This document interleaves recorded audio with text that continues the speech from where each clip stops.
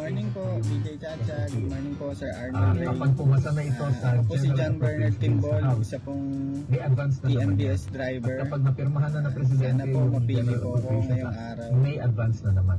Saan nakabata yung TV? Regular po ako nakikinig sa inyo, halos araw-araw po. Kaya, mamulat sa mga isyong pambayan. yan yung essentially, ang Nakapigil po ako ngayon dito sa Petron kasi wala pa pong napasok na booking eh. It doesn't matter kung ano yung actual implementation. Para pandagdag man lang whether panghulog po sa unit ko. Maraming salamat po. Thank you po. Panghulog daw sa unit niya. Oo Ayun nga na eh. nga. Malaki-laki yung monthly amortization yan at sa mahigit 18,000. Oo, kasi ito naman yung mga noon malaki pa yung kita hanggang sa parang as time passes by nga, sinasabi ng ibang drivers, paliit ng paliit yung kanila daw kinikita. O ito, kausapin natin mismo. TNVS driver John Bernard Timbol, 32 years old. May asawa po at may isang anak. Good morning po, Sir John. Good morning po, Ma'am BJ Chacha. Good morning po, Sir Arnold Ray. Bago tayo magpatuloy ha, John, hindi ka ba nasa kalagitnaan ng biyahe mo ngayon at may ihahatid? Actually po, tumigil po ako ngayon sa Petron nung tinawagan po ako ng staff po ninyo. Sabi ko, i-off ko po muna yung app ko. Yan. Oo, sige. Basta safe ka lang dyan. Sinasabi ko sa inyo eh. Ito na si Kuya John Bernard. Gano'n na po kayo katagal nakikinig sa programa namin ni Manong Ted? Since ma'am, since 2023 po, September 2023, nung mag-start po ako mag-TNBS, yun na po, doon po ako nag-start makinig ng radyo po eh. Kasi dati po hindi pa ako nakakapakinig ng radyo. So everyday ka nakikinig sa amin ni Manong Ted? Yes po, ma'am. Talaga lang, maliban ha? po sa coding ko po, opo. Ayun. Pag Thursday po. O sige, nasubukan mo na bang manood ng radyo? Naku, mahirap naman pag ganun. Pero pwede. Huwag mong panonoorin ng radyo dyan. Pwede. Meron din tayong di ba? Napapanood din pwede tayo tayo sa True TV. Pag nasa bahay ka. Sa bahay, yun naman. sa telebisyon. Sa Pero telebisyon. itong mga drivers natin, yan ang kasama natin sa radyo. Parate. Ang dami mga TNVS drivers nakikinig sa atin. Isa na doon si Kuya John Bernard Timbol. Kuya, kung matagal ka nang nakikinig sa programa namin, ano yung pinaka natutunan mo sa mga laging sinasabi ni Manong Ted?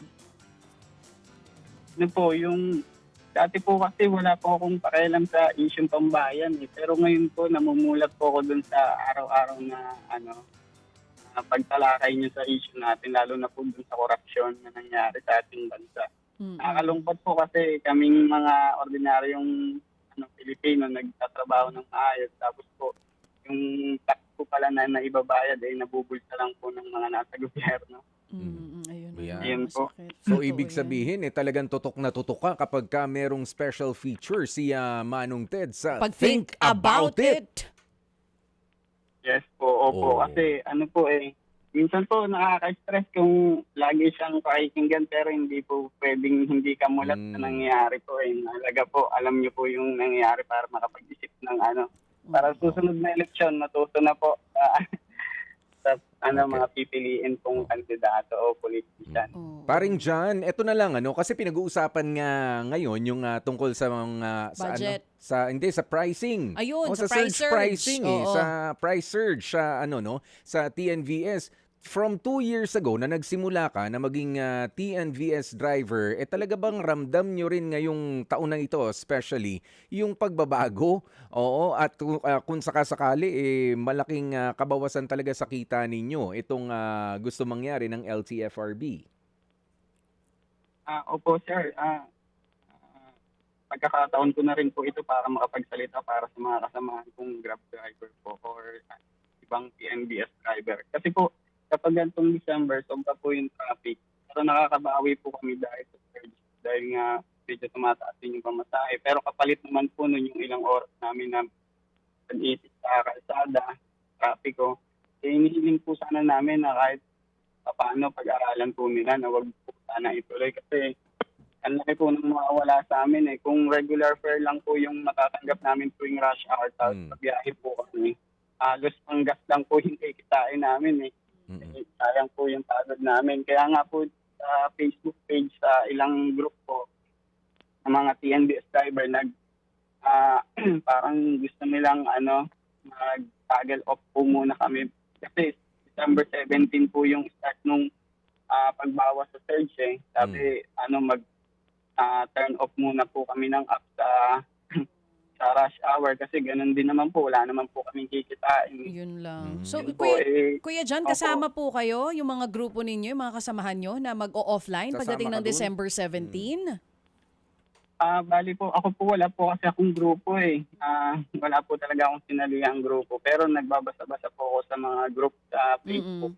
Mm-mm. Yun po, sana, gusto ko rin, ayoko pong mansana kasi alam ko pong marami kaming pasahero na nangangailangan din ng serbisyo namin. Pero gusto ko pong makiisa sa mga kasamahan kong driver dahil pare-parehas naman po kaming maapektuhan dito sa, yung baba ng surge. Oo, Lalo yun nga lang po talaga inaasahan namin. Lalo na ikaw, naguhulog ka ng sasakyan. Magkano ulit ang monthly mo? Opo. 18,077 po monthly ang hinuhulugan ko, mami. Kaya Oo. talagang masakit siya kung, opo. Ilang years to pay ito, Kuya Bernard? Ano po, ma'am? 5 years po. Nakaka 2 years pa lang po ako. So, mababa po.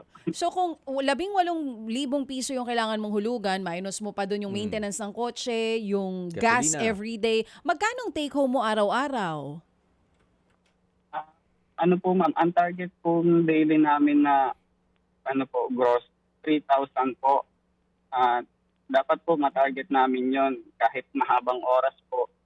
Kailangan maka 3K kami kasi po yung 1K po doon pang gas, tapos yung 1K pang hulog, tapos yung 1K take home na po namin yon.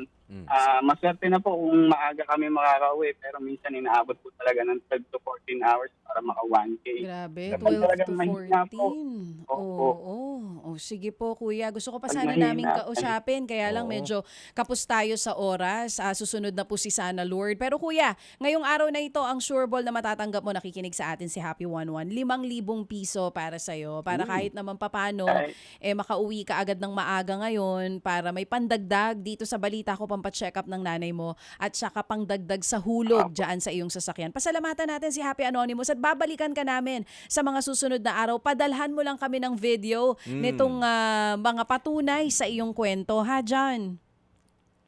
Sige po, maraming salamat po. Mga Happy Anonymous po, kay Happy 11 po, maraming salamat po.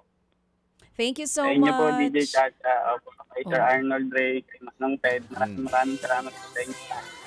Malaking tulong po kayo para sa amin. Oo. Thank you din po, Kuya John Bernard. Mag-uusap pa tayo ulit, ha? Maraming salamat. Kapos lang talaga tayo sa oras nga. ngayon. Si John Bernard Timbol ng Taytay Rizal, mga kapatid. Mga kapatid, brothers and sisters, saan ka pa? Dito na tayo sa totoo. Dito na tayo sa True FM. Mga kapatid, mag-subscribe and follow po kayo sa social media accounts ng True Network PH. Yan po kami. Hanapin nyo lang True Network PH, Facebook, Instagram, YouTube, TikTok, and podcast. Mapa Apple or Spotify man yan, mahahanap nyo kami. Lahat ng mga napapanood at napapakinggan nyo po sa programa, nasa social media accounts namin yan. So, paano mga kapatid? See you sa social media! Dito tayo sa totoo, tunay at tapat.